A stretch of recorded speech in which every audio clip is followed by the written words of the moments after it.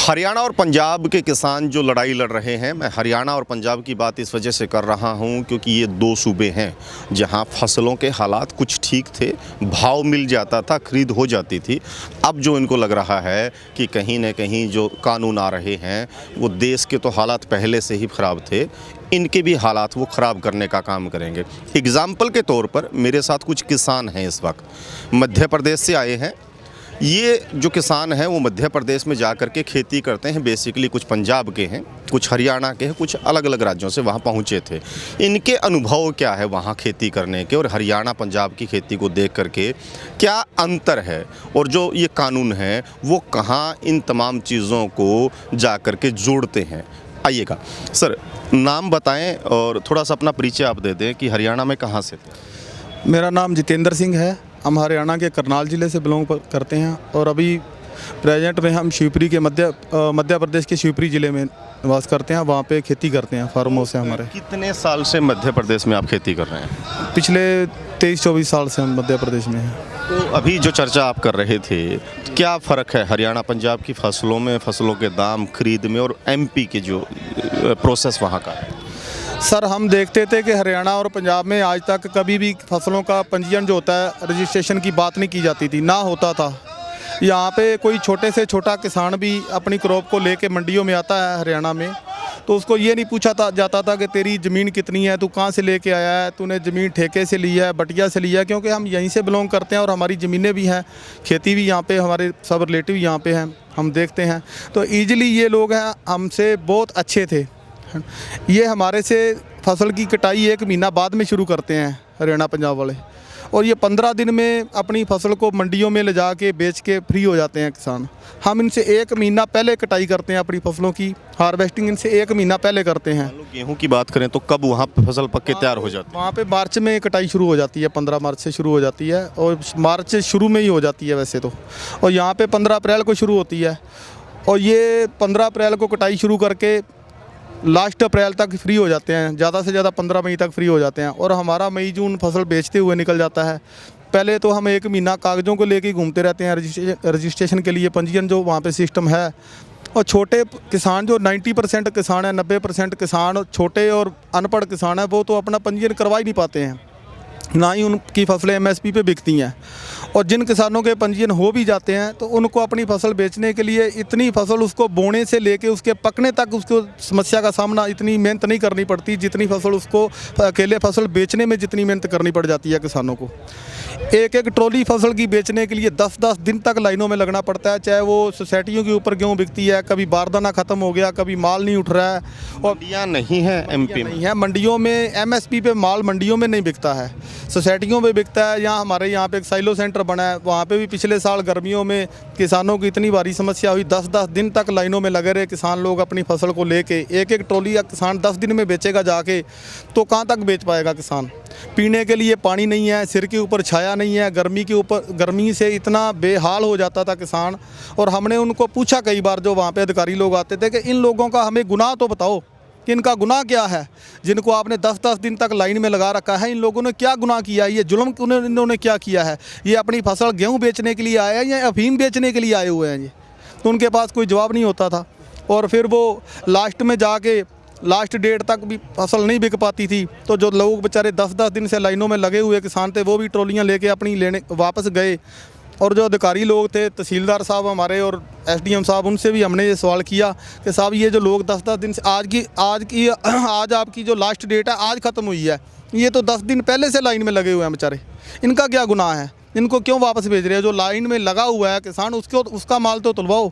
उनके पास कोई जवाब ही नहीं था, ना उन्होंने हमारी बात सुनी, वो बेचारे वापस लेके गए। जो सेलो सेंटर आपने कहा, क्या है वास्तव में? ये सरकारी है कि कोई प्राइवेट खरीद होती है? नहीं, प्राइवेट है सर। होती तो सरकार के थ्रू ही खरीद है, एमएसपी पे खरीद होती है, पर किसानों को परेशान ही किया जाता है वहाँ पे। किसानों की कोई सुनवाई नहीं है। हमने बहुत कोशिश की उनको, जैसे वो सिस्टम पहले शुरू में एक बार फर्स्ट टाइम चालू हुआ था, पहले साल चालू हुआ था, तो उनका ठीक था। तो अभी वहाँ पे कुछ दलाल टाइप के जो लोग हैं वो घुस जाते हैं, किसानों को परेशान करते हैं, किसान परेशान होकर फिर उनको रिश्वत देते हैं 1,000 रुपये ट्रॉली से 500 ट्रॉली वो लेते हैं लोग, फिर वो तुलवाते हैं। तो वो अपना दुकानदारी चलाने के लिए किसानों को परेशान करते हैं। अगर आपने जो बताया, जितना मैं समझ पाया हूँ, मान लो कि 100 में से 90 लोगों ने रजिस्ट्रेशन नहीं करवाया, 10 ने करवा दिया है, वो 10 ही लाइन में लगेंगे। जब उन्होंने रजिस्ट्रेशन करवा दिया तो ऐसा नहीं है कि जिसका टर्न आए उसी को बुलाया जाए, ऐसी कोई सुविधा वहाँ वो लोग नहीं देते। ऐसा है वो लोग मैसेज भेजते हैं कि ये लेके आए। तो मैसेज में क्या होता है, वो जो पिछले साल हमारे पास मैसेज आते थे उसमें ये होता था कि हमको टाइम पीरियड दिया जाता था कि आप फलानी तारीख को अपना इतना माल लेके आइए तुलवाने के लिए। उसमें टाइम दिया होता था 2 से 4 घंटे का कि आपको इतने बजे से लेके इतने बजे तक आइए और आपका माल तुल के आप वापस फ्री होकर चले जाएंगे। हकीकत कुछ और होती थी। माल तुलने में, खाली होने में हफ्ता लग जाता, 10-10 दिन तक लगे हैं लोग लाइनों में।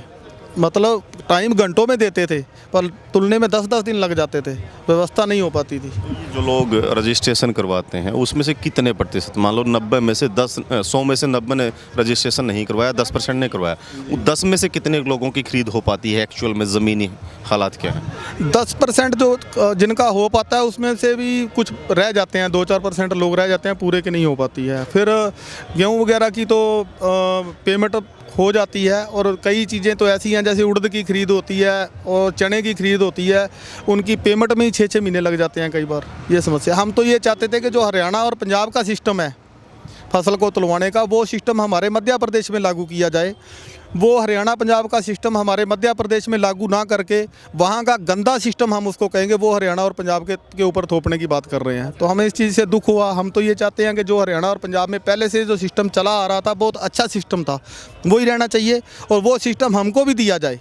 हम तो सरकार से ये निवेदन करेंगे, ये आग्रह करेंगे कि वो हरियाणा पंजाब में जो सिस्टम चल रहा था वो हमको दिया जाए, ना कि हमारा गंदा सिस्टम इनके ऊपर थोपा जाए। मोदी जी जो बोलते हैं 1 नेशन 1 मार्केट, वो चाहिए तो, लेकिन हरियाणा और पंजाब की चाहिए, ना कि बिहार और एमपी की। जी सर। और दूसरा सर ये है 1 मार्केट 1 नेशन की बात करते हैं, वो तो हम मध्य प्रदेश से हैं। पहले भी हम अपनी धान को, अपनी फसलों को यहाँ के दिल्ली की नरेला मंडी में बेच के जाते थे, हरियाणा करनाल की त्रावड़ी मंडी में बेचते थे, नीलोखड़ी मंडी में बेचते थे, निसंग मंडी में बेचते थे, और राजस्थान की कोटा और बूंदी मंडी में आज भी पहले भी बेचते थे और आज भी बेचते हैं। ये तो एक जनता को गुमराह किया जा रहा है। इसमें तो पहले भी किसान बेचने के लिए स्वतंत्र था और आज भी है। तो ये जो कानून जो आए, हरियाणा पंजाब ने इनका विरोध किया जी। मध्य प्रदेश में क्या असर इनका है लोगों पे? किस तरीके की प्रतिक्रिया वो दे रहे हैं, किस तरीके से विरोध प्रदर्शन कर रहे हैं? जो सर जागरूक किसान है वो लोग तो इसके विरोध में हैं, जो इस चीज़ को समझते हैं, और जो इलिटेड अनपढ़ किसान है वो बेचारे इस चीज़ को समझते नहीं हैं। जागरूकता की कमी है, इसलिए उनको पता नहीं। जिसको पता लगता है वो इसके आता है विरोध में, जिसको पता ही नहीं है वो क्या करेगा। तो कब से आप वहाँ से चले थे जो दिल्ली आए हैं? कितने लोग, कितने दिन? अभी सर हम 3 दिन पहले से पलवल बॉर्डर पे बैठे हैं। उससे पहले हमारे और भी लोग आए थे और अभी आ भी रहे हैं। अभी हम 2-3 दिन से वहाँ पे, आज हम सिंगू बॉर्डर पे आए हैं प्रधान साहब से मिलने के लिए। जी सर। जी बाबा जी, क्या लगता है हरियाणा पंजाब वाला ठीक था या एमपी वाला? अभी हमें तो यही कहेंगे कि पंजाब वाला तो हरियाणा वाला ही ठीक है। उसमें बहुत परेशानी आती है। उसमें तो जेड़ा मतलब जिनकी नहीं बेचती वो वापस ले जाता है, बाज़ार में बेचती है 1500-1600 में। फिर वो बनिया लोग ले के 1500-1600 में उनका क्या है कि पैसे दे के पंजीयन बना लेते हैं। वो आन के वो कांटे पे मतलब जो 1800-1850 रुपया वो ले लेते हैं। वो किसान बेचारा 1500-1600 में बेच के चले जाता है। इस करके हम ये कह रहे हैं कि जो इथे सिस्टम है वो सिस्टम ही मध्य प्रदेश में भी लागू होना चाहिए। तो इस करके किसान जो स्वतंत्र हो जाए, फसल बेचने के लिए आपका स्वतंत्र हो जाए। बहुत परेशानी आती है, एक महीना गांव में लग जाता है। गर्मी में बहुत परेशानी आती है। कईयाँ के जो ट्रैक्टर बैटरियाँ छोड़ जाते हैं वो बेचारे धक्का लगा मर जाते हैं। कईयाँ के टायर पंचर हो जाते हैं। तो सही बात है, खड़े वो गर्मी में हवा निकल जाती है। वो बेचारे कोई बुला के ले आते हैं, वो पंचर वाला दुगने पैसे लेता है। वो ऐसी परेशानी है किसानों को कि हम कह नहीं सकते। मैं सिख समाज का अध्यक्ष हैं ना, अपना सिख समाज का मतलब कल्याण कमेटी है, उनका मैं अध्यक्ष हैं। इस करके मैं निवेदन कर रहा है कि किसानों को बहुत परेशानी है, इस करके यही लागू किया जाए कि मध्य प्रदेश स्वतंत्र हो जाए। तो कितने साल से खेती कर रहे हैं एमपी में आप? मैं तो 71 में जब लड़ाई लगी थी पाकिस्तान से, वो तो बाद का गया हुआ है वहाँ। तब की खेती कर रहा मैं। तो उससे पहले आप यहाँ रहा करते पंजाब में? पंजाब में रहता था, पट्टी तहसील थी मेरा गांव, चूसलेवाड़े गांव है पट्टी के पास में ही है। तो अम्बरसर ज़िला था उस टाइम पे, अब तरन तारण ज़िला हो गया। तो मैं इत्थे खेती करता था पहले, फिर मैं वहाँ जाके खेती करने लगा कतर से बाद, तो उदों की खेती कर रहा हूँ। हाँ सर, आप भी पंजाब से ही वहाँ गए हैं? हाँ, पंजाब से गए हैं। हमें 60-70 साल हो गए बहन का जी। वहाँ जाए हाँ, खेती कर रहे हैं। हाँ साहब, पंजाब से गए हैं। अम्बरसर जिला आ था, हरीकन के लागे गंडीविंड पिंड है साडा। तो इतने साल से आप खेती कर रहे हैं, शुरू से ही ऐसे हालात थे कि धीरे धीरे हुए हैं? नहीं, शुरू से ही ऐसे है। जब से हुए हैं कि नहीं, शुरू से 40 साल हो गए ऐसे हाल का जी। हाँ, तो फिर कैसे गुजारा होता है कि कमाई जो आनी थी वो तो उड़ जाएगी, कुछ दलाल खा जाएंगे, कुछ ट्रैक्टर खा जाएंगे खड़े खड़े, जैसा इन्होंने बताया। सस्ती बेचनी पैंदी, फिर कुछ मंडी च बनियाँ खरीद लेंगे घट कीमत से। तो ये बार बार एक जिक्र आता है प्राइवेट मंडियों का, क्या वो सरकारी मंडियों जैसी ही मंडियां हैं कि वहाँ उस तरीके से अनाज को स्टोर करने की, रखने की, सेड बेड ऐसी कोई चीज़ें नहीं? ट्राली में क्यों रखना पड़ता है अनाज? वो नहीं, ट्राली में अं लै जाते हैं, जदों ट्राली भर के उत्थे मंडी ढेरी कर लेंगे, तलवा लेंगे बनियाँ घट कीमत से। 500-600 रुपये कुंटल पिछे घट देंगे, 1400-1500 नूं खरीदते उत्थे बनियाँ, जिन्नी मर्जी तलाई जाओ। हाँ, मैं एक चीज़ और पूछना चाह रहा था, मान लो किसी के पास ट्रैक्टर ट्राली नहीं है, वो बेचने चला गया किसी की किराए पे लेकर के, वो 15 दिन खड़ी रही, उसकी तो मेरे ख्याल से अनाज नहीं है जितना, तो किराया हो जाएगा उसका। तो किराया दूना हो जाता, ਉਹਦੇ दूना किराया हो जाता किसान का, छोटे किसान का। हाँ, ये गल है, यह सुविधा होनी चाहिए आ, साडा अनाज किसानां दा विके सब दा।